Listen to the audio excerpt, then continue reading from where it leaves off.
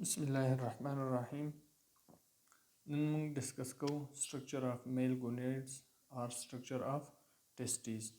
First of all, so in informative خبرې د دې په باره کې لولنۍ خبره دا ده چې they are two in numbers.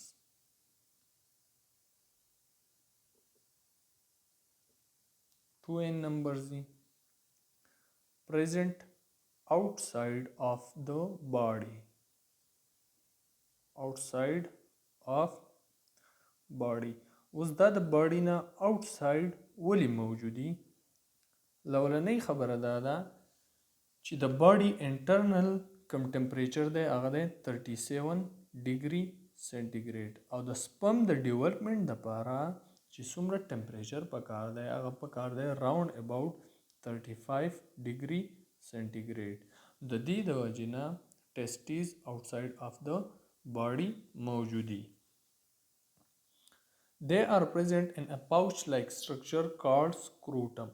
په کوم pouch-like structure کې تیلې غونده کې structure کې چې دی موجودي هغې ته scrotum وایي. اوس راځو internal structure of the testes. د دې مونږه internal structure ګورو چې internally په testes کې کم layers او کم پارټس په دې کې موجود دي. د testes two layers دي. two layers. اولنی ته وایي tunica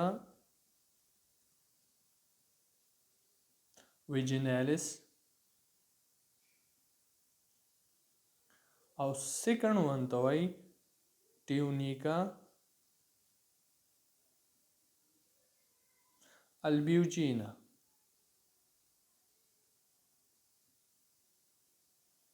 بیا د tunica vaginalis further two layers دي. اولنی ته وایي parietal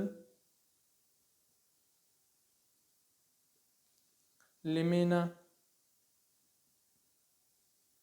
او second one ته وایي visceral lamina.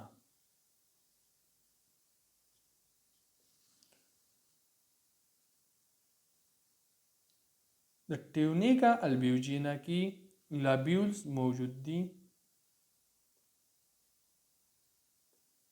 په labules کې دننه بیا seminiferous tubules موجود دي.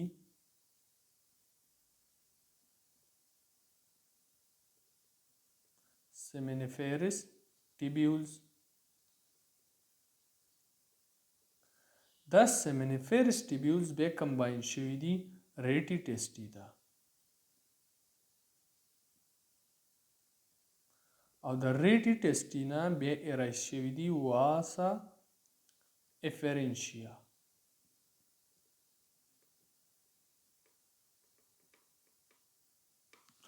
اوس د دې کم انټرنل سټرکچر چې دی دا مونږه ډایګرامیټیکلی ریپرزینټ کوو چې انټرنلی د ټیسټي سټرکچر څنګه دی. دا ډایګرامیټیک ریپرزینټیشن دی د ټیسټي. لولنی لیر دی tunica vaginalis. د tunica vaginalis بیا further two layer دی. first one چې کوم دی parietal lamina, second one چې دی visceral lamina. internal چې کوم layer موجود دی هغې ته وایي tunica albugina. په tunica albugina کې کمپارټمنټس جوړ شوي دي په دې بلو کلر باندې چې کوم ریپرزینټ شوي دي دې کمپارټمنټس ته موږ وایو labules.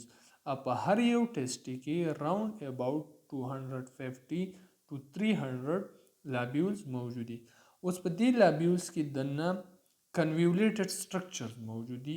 هر convoluted structure ته seminiferous tubules وایي او په هر یو لابیول کې about 1 to 4 seminiferous tubules موجود دي.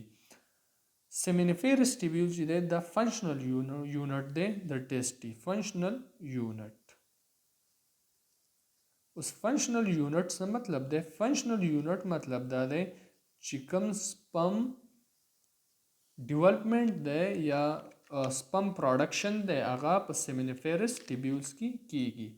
کله چې سپم پروډکشن وشي په سیمینیفیرس ټیبیول کې، نو د سیمینیفیرس ټیبیول نه د سپم یو بل ریجن ته ډیلیور کیږي چې هغې ریجن ته وایي ریټي ټیسټي.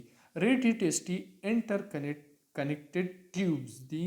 سیمینیفیرس ټیبیول ریټي ټیسټي ته سپم ډیلیور کی او بیا د ریټي ټیسټي نه نو ټیبیولز ارایز شوي دي چې هغې ته وایي واسا افرینشیا.